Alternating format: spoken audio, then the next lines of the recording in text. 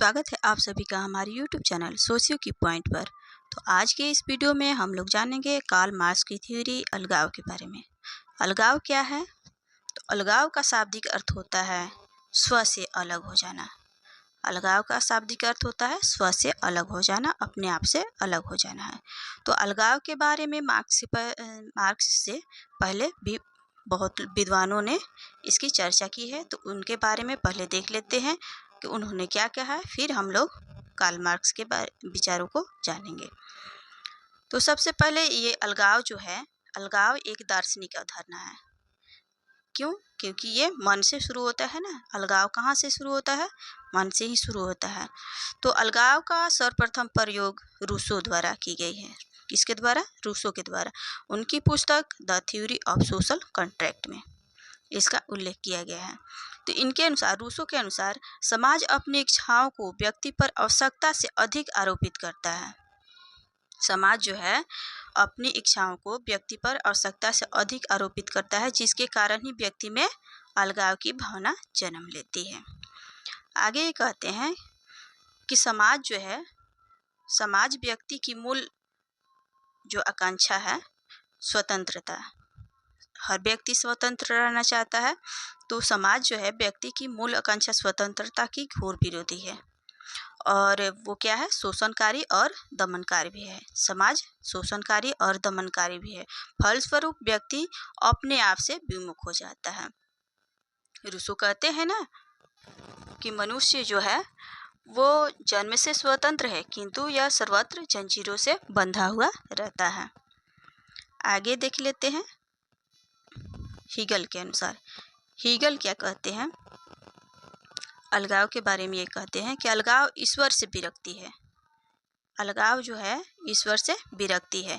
मानव ईश्वर के इतर पदार्थों में मन लगाता है, उसका मस्तिष्क स्थिर नहीं रह पाता है, उसका मानसिक स्थिति स्थिर नहीं होता है, जिससे उसमें अलगाव की भावना आ जाती है। और मनोवैज्ञानिक जो होते हैं उनके द्वारा भी तंत्रिका तंत्र में गड़बड़ी को क्या कहा गया है? अलगाव का कारण माना गया है, जिससे व्यक्ति किसी भी चीज़ में मन नहीं लगा पाता है। किस कारण अलगाव होता है मनोवैज्ञानिकों के अनुसार? तो तंत्रिका तंत्र में गड़बड़ी के कारण। थॉमस हॉब्स कहते हैं कि राज द्वारा स्वयं को व्यक्तियों पर अत्यधिक आरोपित करने के कारण व्यक्तियों में अलगाव की भावना आ जाती है। किस कारण? तो राज्य द्वारा व्यक्तियों पर अत्यधिक आरोपित कर देने पर क्या हो जाता है? अलगाव की भावना उत्पन्न हो जाती है। तो उपयुक्त मार्क्स जो है उपयुक्त सभी विचारकों की आलोचना करते हैं। ये सभी विचारकों की आलोचना करते हैं और कहते हैं कि वैसे तो अलगाव सभी समाजों में पाया जाता है, लेकिन औद्योगिक समाज में अपने ये चरम रूप में है। सभी समाजों में पाया जाता है, लेकिन सबसे ज़्यादा किस में है? औद्योगिक समाज में है। तो मार्क्स के शब्दों में ही जान लेते हैं। मार्क्स के शब्दों में ये कहते हैं कि मनुष्य एक सृजनशील प्राणी है। कैसा प्राणी है? सृजनशील प्राणी है। वह अपने सृजनशीलता को से संतुष्टि प्राप्त करता है। जिस वस्तु का वह निर्माण करता है उसे श्रम का वस्तुकरण कहते हैं। औद्योगिक समाज में सृजन का कार्य मशीन करती है और श्रमिकों के श्रम का अवस्तुकरण होता जा रहा है। तो इससे अलगाव होता है। तो यानी कि कहने का मतलब है कि पहले क्या होता था कि मनुष्य जिस भी चीज़ का निर्माण करता था उससे एक अलग ही लगाव होता था उससे। लेकिन अब यहाँ पे क्या हो जा रहा है कि आधुनिक युग में, औद्योगिक युग में मशीन द्वारा उसका निर्माण हो रहा है। तो इससे क्या हो जा रहा है? श्रमिकों को उससे अलगाव हो जा रहा है, जिससे क्या हो रहा है? अवस्तुकरण होता जा रहा है। तो कार्ल मार्क्स ने अलगाव के 4 चरण बताए हैं। कौन कौन से बताए हैं देख लेते हैं।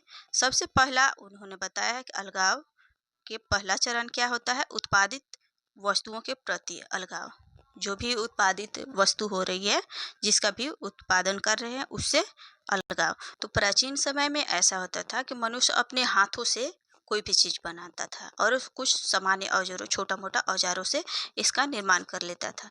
तो उत्पादन करने पर जो भी उत्पादन होता था उससे एक मानसिक संतुष्टि उसको मिलती थी कि हाँ, हमने ये चीज़ बनाया है। किंतु वर्तमान पूंजीवादी व्यवस्था में उत्पादन मशीनों द्वारा होता है।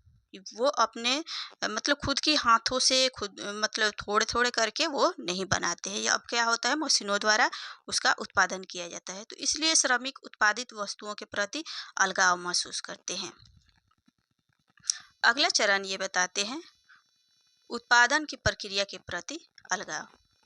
जो भी उत्पादन की प्रक्रिया है उसके प्रति अलगाव। तो पूंजीवादी व्यवस्था में उत्पादन के साधनों पर श्रमिकों का स्वामित्व नहीं होता है, जबकि किसका होता है, पूंजीपतियों का स्वामित्व रहता है। तो साधनों से हीन मेहनतकश जो लोग हैं सिर्फ इसलिए श्रम करते हैं ताकि वो जीवित रह सके। तो ऐसे वातावरण में अलगाव तो क्या है, स्वाभाविक एक भावना है।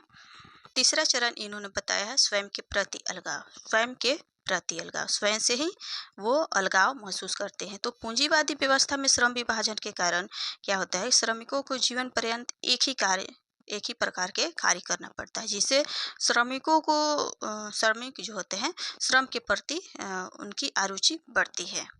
वह अपने आप को मूल्य विहीन, शक्तिहीन समझने लगते हैं और इस प्रकार श्रमिक जो है अपने आप से ही अलगाव महसूस करने लगते हैं।